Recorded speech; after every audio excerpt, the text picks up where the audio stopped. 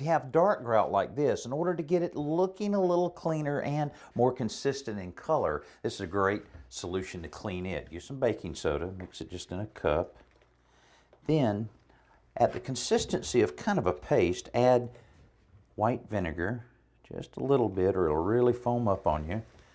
Then mix it up like this. That's just about perfect.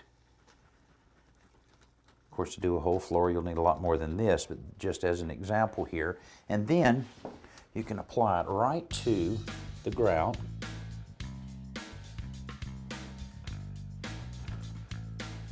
And plenty on there. You can do the whole entire floor. Then let it sit there a little while, soak in and start working.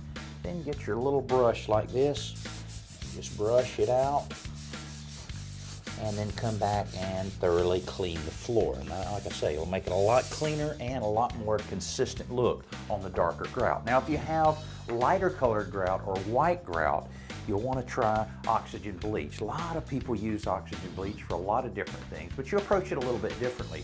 Basically, you'll take some of the oxygen bleach and just sprinkle it over the grout joints. Then take a water bottle and spray all of the joints down to kind of activate the bleach.